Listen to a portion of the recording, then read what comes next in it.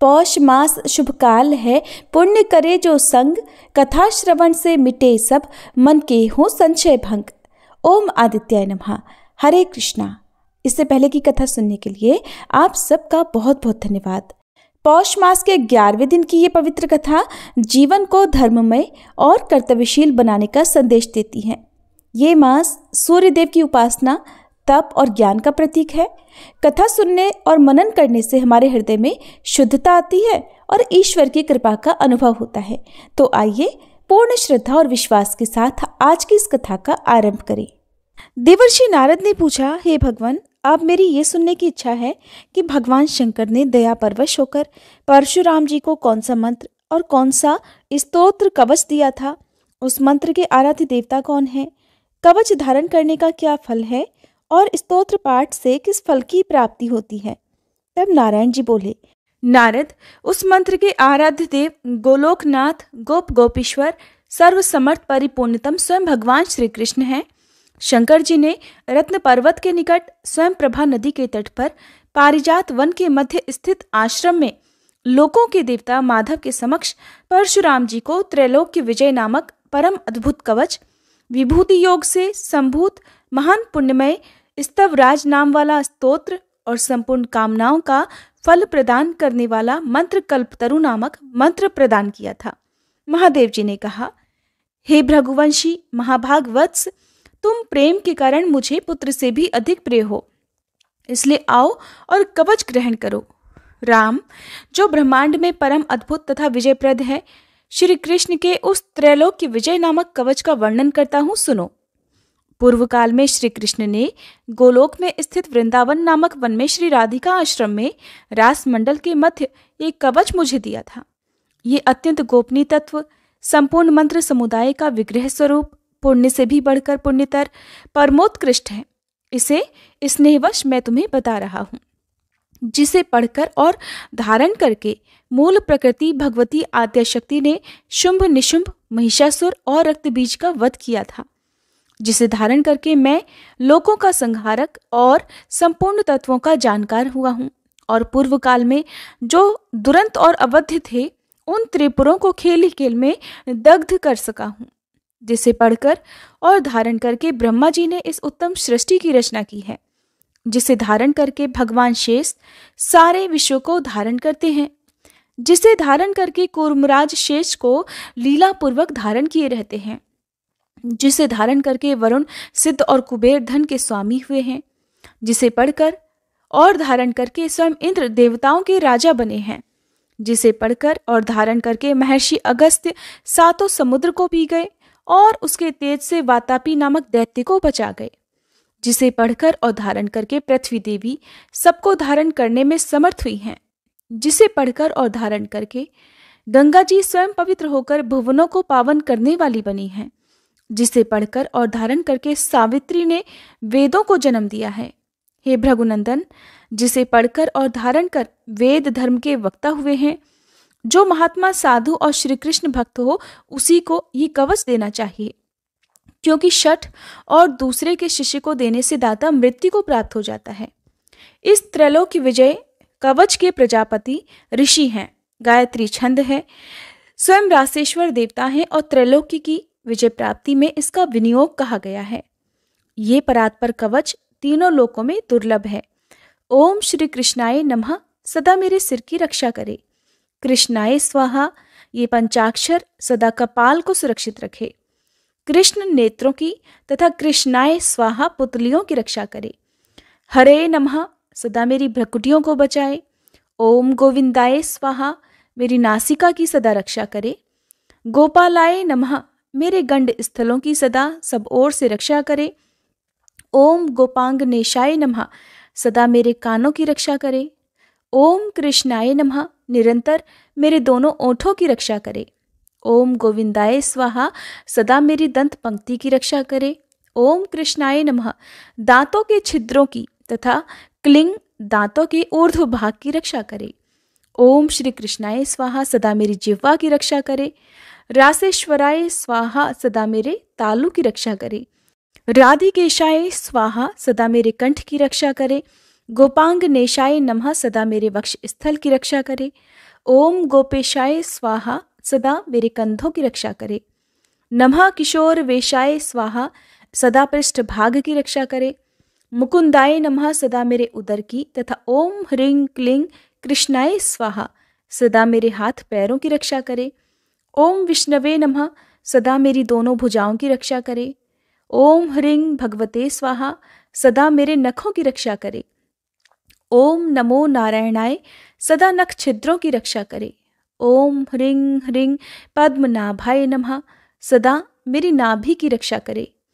ओम सर्वेशाय स्वाहा सदा मेरे कंकाल की रक्षा करे। ओम गोपी रमणाय स्वाहा सदा मेरे नितंब की रक्षा करे। ओम गोपी रमणनाथाय स्वाहा सदा मेरे पैरों की रक्षा करे। ओम ह्रीं श्रीं रसिकेशाय स्वाहा सदा मेरे सर्वांगों की रक्षा करे। ओम केशवाय स्वाहा सदा मेरे केशों की रक्षा करे।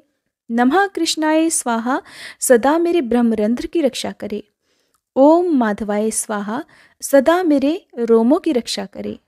ओम ह्रीं श्रीं रसिकेशाय स्वाहा मेरे सर्वस्व की सदा रक्षा करे। परिपूर्णतम श्री कृष्ण पूर्व दिशा में सर्वदा मेरी रक्षा करें। स्वयं गोलोकनाथ अग्निकोण में मेरी रक्षा करें। पूर्ण ब्रह्मस्वरूप दक्षिण दिशा में सदा मेरी रक्षा करें। श्री कृष्ण नैऋत्य कोण में मेरी रक्षा करें। श्री हरि पश्चिम दिशा में मेरी रक्षा करें। गोविंद वायव्य कोण में नित्य निरंतर मेरी रक्षा करें। रसिक शिरोमणि उत्तर दिशा में सदा मेरी रक्षा करें। वृंदावन विहार कृत सदा ईशान कोण में मेरी रक्षा करें। वृंदावनी के प्राणनाथ ऊर्ध्व भाग में मेरी रक्षा करें। महाबली बलिहारी माधव सदैव मेरी रक्षा करें। नरसिंह जल स्थल तथा अंतरिक्ष में सदा मुझे सुरक्षित रखें। माधव सोते समय तथा जागृत काल में सदा मेरा पालन करें।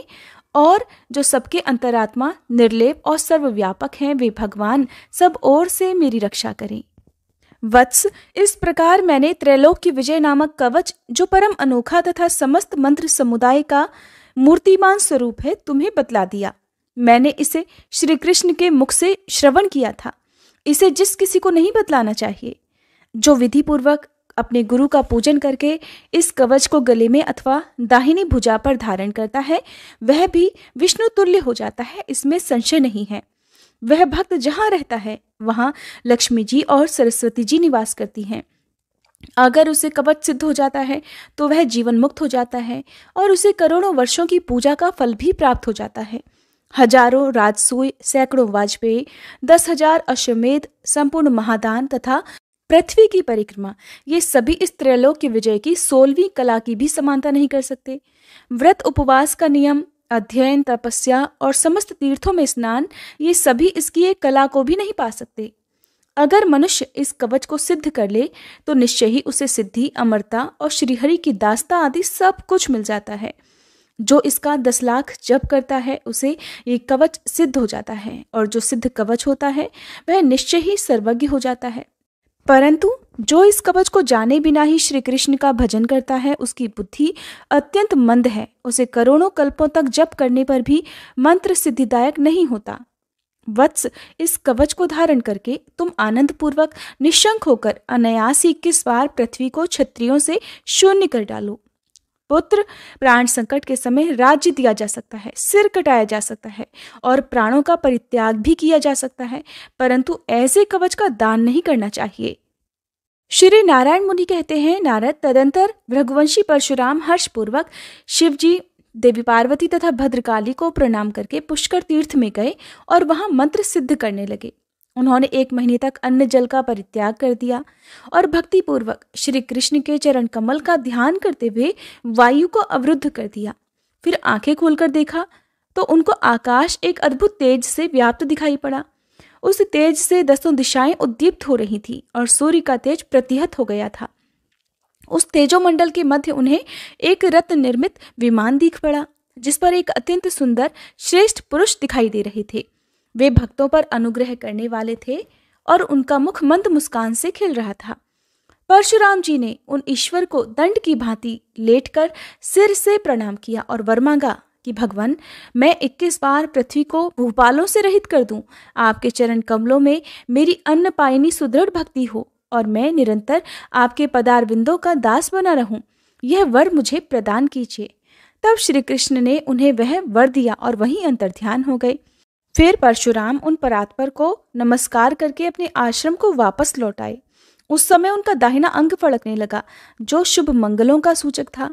रात में उन्हें वांछा सिद्धि को प्रकट करने वाला उत्तम स्वप्न भी दिखाई पड़ा।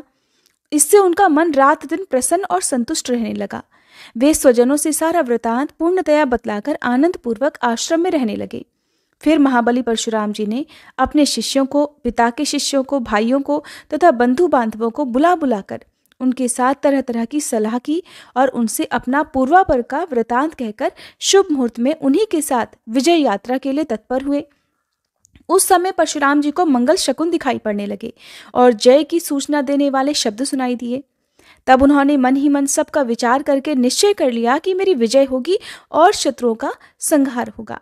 यात्रा के अवसर पर सहसा मुनि को अपने सामने मयूर की बोली, सिंह की गर्जना, घंटा और दुंदुभ की ध्वनि, संगीत, कल्याणकारी नवीन सांकेतिक शब्द और विजय सूचक बादलों की गड़गड़ाहट सुनाई पड़ी। उसी समय आकाशवाणी भी हुई कि तुम्हारी विजय होगी। इस तरह अनेक प्रकार के शुभ शब्दों को सुनते हुए भगवान परशुराम ने यात्रा आरंभ की। चलते ही उन्होंने अपने आगे ब्राह्मण, वंदी, ज्योतिषी और भिक्षुक को देखा। फिर नाना प्रकार के आभूषणों से सजी हुई एक पति पुत्र संपन्ना सती नारी हाथ में प्रज्वलित दीपक लिए हुए मुस्कुराती हुई सामने आती दिखाई दी। चलते चलते परशुराम जी ने अपनी दाहिनी ओर यात्रा के समय मंगल की सूचना देने वाले शव, श्रृगाली, जल से भरा हुआ घड़ा, नीलकंठ, नेवला, मृग, हाथी, सिंह, सफेद चील, चकोर, कबूतर, बत्तख, चातक, गौरैया, बिजली, इंद्रधनुष आदि इन सभी शुभ सूचकों को देखा। इस प्रकार मांगलिक अवसर जानकर वे हर्षपूर्वक आगे बढ़े और सूर्यास्त होते होते नर्मदा नदी के तट पर पहुंच गए। वहां पर उन्हें एक अत्यंत मनोहर दिव्य अक्षय वट दिखाई दिया। वह अत्यंत ऊंचा, विस्तार वाला और उत्तम तथा पावन आश्रम स्थान था। वहां पर सुगंधित वायु बह रही थी। वहीं पर पुलत्स्य नंदन ने तपस्या की थी। वहीं कार्तवीर्यार्जुन के आश्रम के निकट परशुराम जी अपने गणों के साथ ठहर गए। वहां उन्होंने रात में पुष्पशैया पर शयन किया। थक तो वे गए ही थे, इसलिए किंकरों द्वारा भलीभांति सेवा किए जाने पर परमानंद में निमग्न होकर वे निद्रा के वशीभूत होकर गहरी निद्रा में सो गए। रात बीतते बीतते भार्गव परशुराम जी को एक सुंदर स्वप्न भी दिखाई दिया, जो वायु, पित्त और कफ के प्रकोप से रहित था और जिसका पहले मन में विचार भी नहीं किया गया था। उन्होंने देखा कि मैं हाथी, घोड़ा, पर्वत, अट्टालिका, गऊ और फलयुक्त वृक्ष पर चढ़ा हुआ हूँ। मुझे कीड़े काट रहे हैं, जिससे मैं रो रहा हूँ। मेरे शरीर में चंदन लगा है। मैं पीले वस्त्र से शोभित तथा पुष्पमाला धारण किए हुए हूँ। मेरा सारा शरीर गंदगी से भरा हुआ है और उसमें मज्जा और गंदगी लगी हुई है। ऐसी दशा में मैं नौका पर सवार हूँ और उत्तम वीणा बजा रहा हूँ। फिर देखा कि मैं नदी तट पर बड़े बड़े कमल पत्रों पर रखकर दही, घी और मधु मिश्रित खीर खा रहा हूँ। फिर देखा कि मैं पान चबा रहा हूँ। मेरे सामने फल, पुष्प और दीपक रखे हुए हैं और ब्राह्मण मुझे आशीर्वाद दे रहे हैं। फिर अपने आप को बारंबार पके हुए फल, दूध, शक्कर मिश्रित गर्मा गर्म अन्न, स्वास्थ्य के आकार की बनी हुई मिठाई खाते देखा। पुनः उन्होंने देखा कि मुझे जल जंतु, बिच्छू, मछली तथा सर्प आदि काट रहे हैं और मैं भयभीत होकर भाग रहा हूँ। फिर देखा कि मैं चंद्रमा और सूर्य का मंडल, पति और पुत्र से संपन्न नारी और मुस्कुराते हुए ब्राह्मण को देख रहा हूँ। फिर उन्होंने देखा कि मैं एक ऐसी ब्राह्मणी को देख रहा हूँ जो पीला वस्त्र धारण किए हुए है, रत्नों के आभूषणों से सुसज्जित है और घर में प्रवेश कर रही है। फिर उन्होंने स्वप्न में जौ और गेहूं के आटे की पूड़ी और लड्डू देखे और उन्हें बार बार खाया भी। फिर अचानक अपने आप को शस्त्र से घायल और जंजीर से बंधा हुआ देखकर उनकी नींद टूट गई और वे प्रातःकाल श्री हरि का ध्यान करते हुए उठ बैठे। इस स्वप्न से उन्हें अत्यंत हर्ष हुआ। फिर उन्होंने अपना प्रातःकालिक नित्य कर्म संपन्न किया और मन में ऐसा समझ लिया कि निश्चय ही मैं सारे शत्रुओं को जीत लूंगा। श्री नारायण कहते हैं कि हे नारद, फिर भृगुवंशी परशुराम जी ने प्रातःकालिक नित्य कर्म समाप्त करके भाई बंधुओं के साथ परामर्श किया और कार्तवीर्य के आश्रम पर दूत भेजा। उस दूत ने शीघ्र ही जाकर राजाधिराज कार्तवीर्य से कहा। उस समय राजा मंत्रियों से घिरे हुए राज्य सभा में बैठे हुए थे। परशुराम जी का दूत कहने लगा, महाराज, नर्मदा तट के निकट अक्षयवट के नीचे भृगुवंशी परशुराम जी अपने भाइयों सहित पधारे हुए हैं। वे 21 बार पृथ्वी को राजाओं से शून्य करेंगे, इसलिए आप वहां चलिए अथवा अपने भाई बंधुओं के साथ युद्ध कीजिए। ऐसा कहकर परशुराम जी का दूत उनके पास वापस लौट गया। इधर राजा कवच धारण करके रण यात्रा के लिए तत्पर हुआ। तब महारानी मनोरमा ने अपने प्राणपति को युद्ध में जाने के लिए तत्पर देखकर उसे रोक दिया और अपने पास ही बिठा लिया। मुने मनोरमा को देखकर राजा के नेत्र और मुख प्रसन्नता से खिल उठे।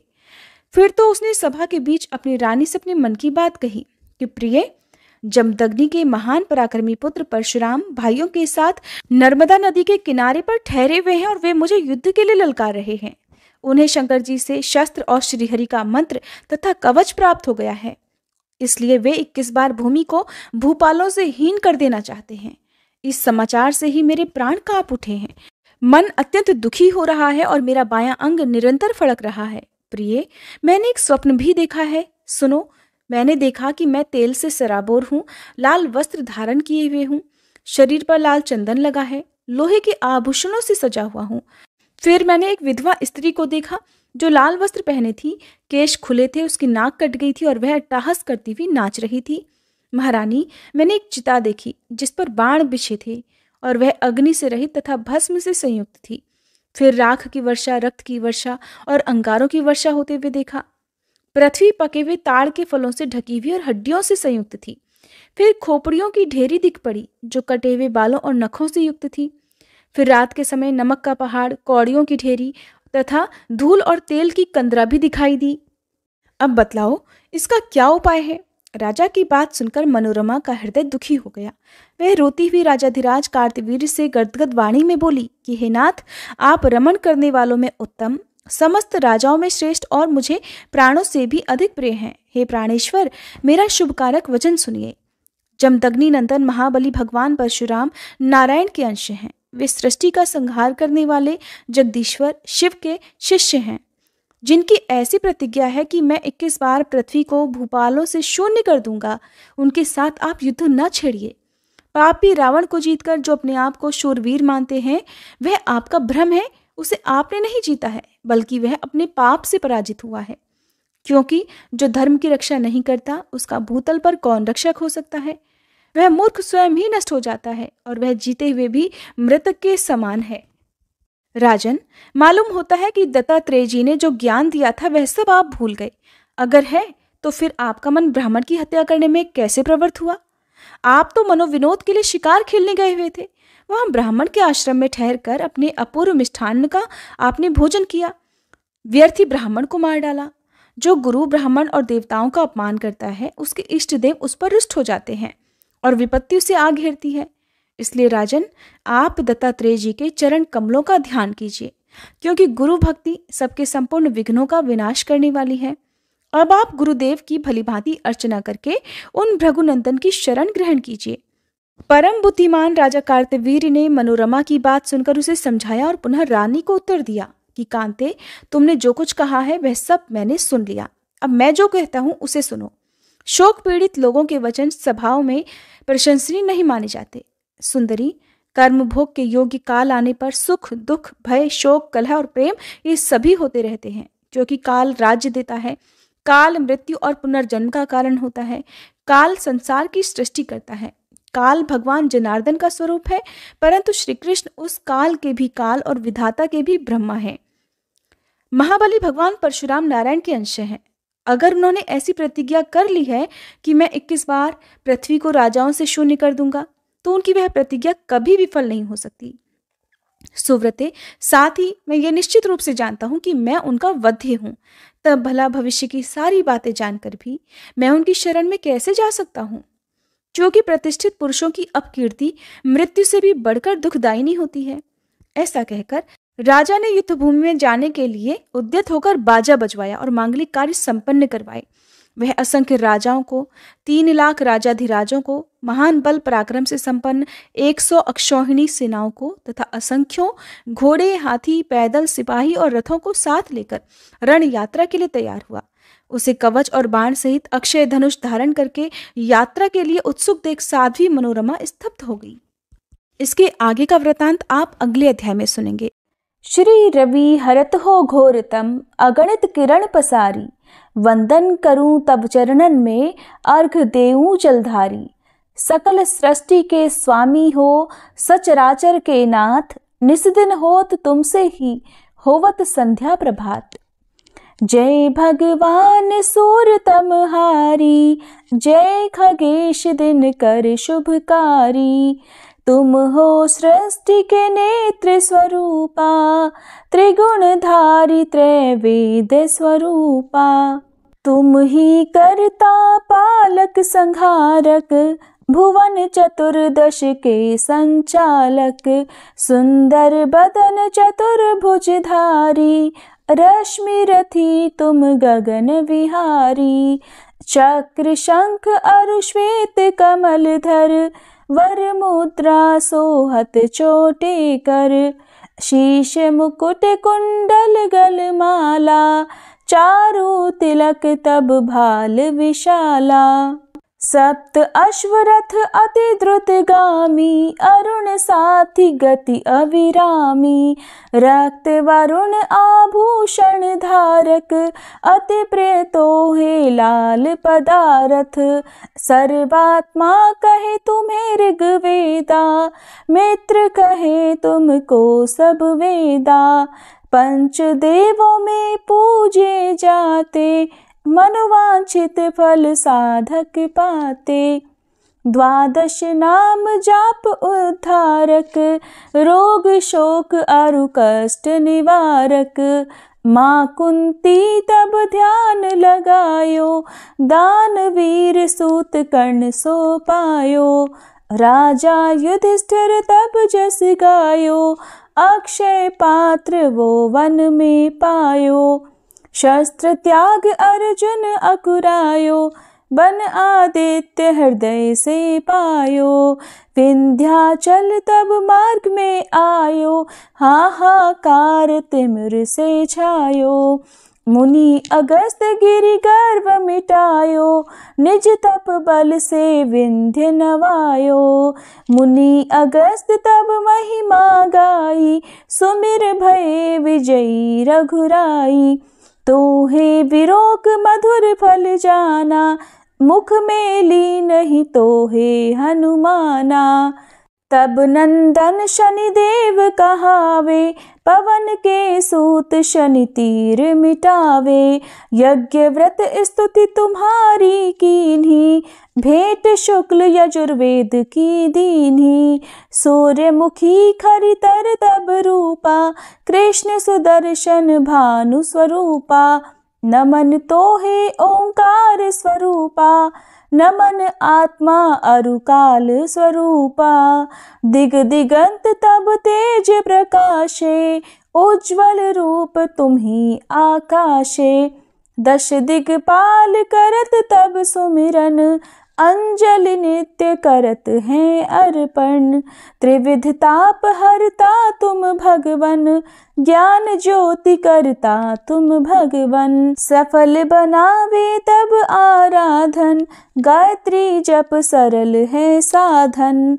संध्या त्रिकाल करत जो कोई, पावे कृपा सदा तब वोही। चित शांति सूर्यास्तक देव, व्याधि अपाधि सब हर लेवे। अष्टदल कमल यंत्र शुभकारी, पूजा उपासना तब सुखकारी। माघ मास शुद्ध सप्तमी पावन, आरंभ हो तब शुभ व्रत पालन। भानु सप्तमी मंगलकारी, भक्तिदायिनी दोषणहारी। रविवासर जो तुमको ध्यावे, पुत्रादिक दुख वैभव पावे। पाप रूपी पर्वत के विनाशी, व्रज रूप तुम हो अविनाशी। राहु आन तब ग्रास बनावे, ग्रहण सूर्यता को लग जावे। धर्म दान तब करते हैं साधक, मिटत राहु तब पीड़ा बाधक। सूर्य देव तब कृपा कीजे, दीर्घ आयु बल बुद्धि दीजे। सूर्य उपासना कर नित ध्यावे, कुष्ठ रोग से मुक्ति पावे। दक्षिण दिशा तोरी गति जावे, दक्षिणायन वो ही कहलावे। उत्तर मार्गी तोरो रथ होवे, उत्तरायण तब वो कहलावे।